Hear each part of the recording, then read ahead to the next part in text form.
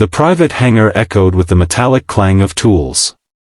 Ethan, a single dad and seasoned aircraft mechanic, wiped the sweat from his brow as he leaned into the jet engine of a billionaire CEO's private jet. His hands were rough, scarred from years of honest work, but steady and precise. He wasn't just fixing an engine, he was ensuring someone's life in the sky. But the CEO, Alexander Grant, didn't see it that way. "Look at you," Alexander scoffed, strolling in with his designer suit and polished shoes. "A grease monkey like you handling a machine worth more than your entire life? Makes me wonder if this is safe at all." A couple of assistants chuckled nervously at the insult. Ethan kept his head down, jaw tight, refusing to bite back. He couldn't afford to lose this job. Not with his daughter waiting at home, relying on him for everything. Still, Alexander wasn't done.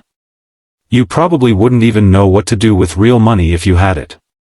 Tattoos, busted knuckles, oil stains, you're the picture of failure." Ethan paused, standing tall for the first time, his eyes calm but firm. He rolled up his sleeve to adjust his glove, revealing a faded tattoo on his forearm. The CEO's smile vanished. His eyes widened, his voice catching in his throat as if he had just seen a ghost. That tattoo, he knew it. And it changed everything. Alexander froze, his polished confidence crumbling as his gaze locked on Ethan's arm. The tattoo was simple, an eagle carrying a shield, faded from time but unmistakable. He had seen it before. Where did you get that?" Alexander asked, his voice lower now, no trace of mockery. Ethan didn't look up. "It's not for decoration. I earned it," he muttered, tightening a bolt with precision. One of the assistants whispered, "Sir, isn't that the mark of the 82nd Airborne Division?" Alexander's throat tightened. Memories rushed back, dusty battlefields, roaring helicopters, and the desperate hours when his private convoy overseas had been caught in an ambush. The soldiers who pulled him out wore that very emblem. He took a step closer. You served?" Ethan finally turned, his calm eyes meeting Alexander's. 8 years. Army Airborne. That tattoo isn't just ink, it's the brothers I lost, the nights I stayed alive so others could make it home. Silence fell. Even the assistants lowered their heads, embarrassed by their earlier laughter. Alexander swallowed hard, suddenly aware of the weight of his careless words. This wasn't just a mechanic. This was a man who had risked everything for strangers, including, possibly, for him. Ethan wiped his hands on a rag. "Sir, your plane will be safe to fly. That's what matters to me." But Alexander wasn't listening to the engine anymore.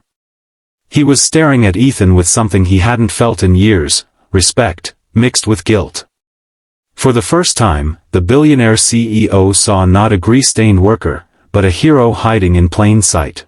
Alexander lingered near the jet, unable to shake the image of that tattoo. His assistants had already drifted away, but he stayed. For the first time, he wasn't the one in control of the conversation. "You've got a daughter, right?" he asked cautiously, noticing a small photograph taped inside Ethan's toolbox. Ethan hesitated before nodding. "Lily. She's 7. Smart as a whip. Loves drawing airplanes, though she's only seen them on paper." A faint smile tugged at his lips, softening his hardened expression. "Her dream is to fly one someday. But dreams don't come cheap." Alexander felt something stir inside him. He remembered being 7 himself, watching planes streak across the sky, his heart full of wonder.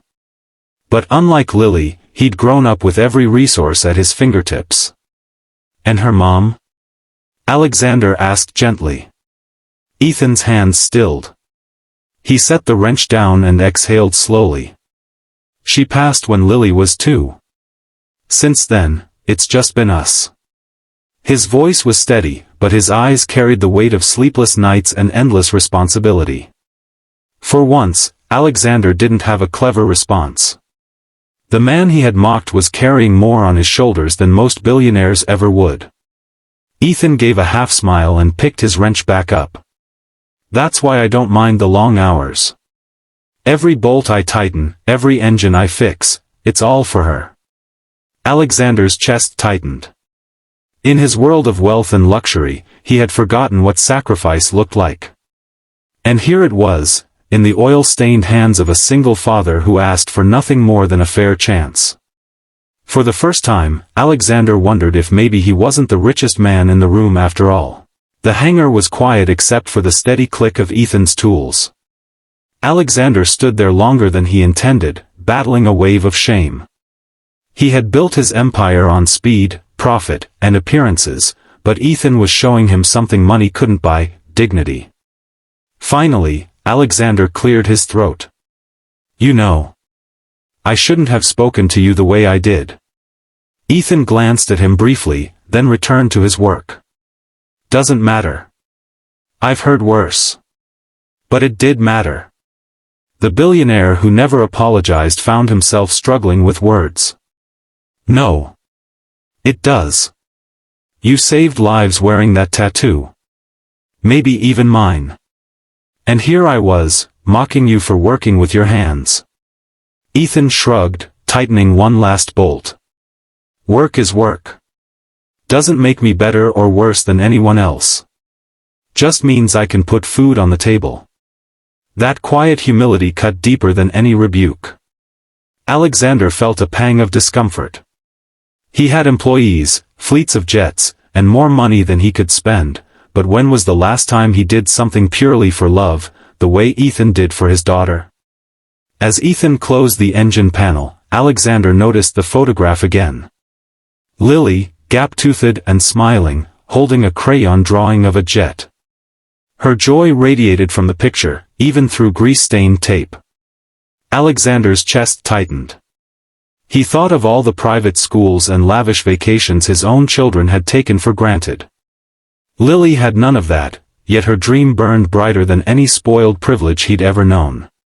For the first time in years, Alexander wanted to give, not to impress shareholders or clients, but to honor the quiet hero in front of him. And he knew exactly how he would start.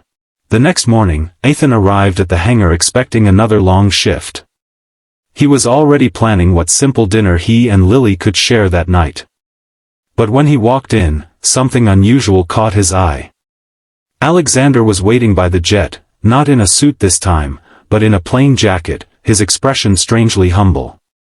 Beside him stood a flight instructor, and in the middle of the hangar was a smaller training aircraft. What's all this? Ethan asked cautiously, wiping his hands on a rag. Alexander smiled, almost nervously. You once fought for strangers without expecting anything in return. I can't undo my arrogance yesterday, but I can do this. He handed Ethan an envelope. Inside was a scholarship certificate, flight training lessons for Lily, fully paid. Ethan's breath caught. He looked up, speechless. Alexander continued, your daughter deserves to see her dreams take off, literally. And you deserve to be recognized for more than grease on your hands. He hesitated, then added, I'd also like to offer you a position, head of aircraft maintenance for my fleet. Better pay, flexible hours. More time with Lily. For a long moment, Ethan couldn't find words. His eyes glistened as he thought of his little girl's face when she'd hear the news. You don't owe me this, he finally whispered. No, Alexander said softly, but I owe it to myself to finally do something right. Ethan extended his hand, calloused and strong. Alexander shook it firmly, respect flowing where arrogance once lived.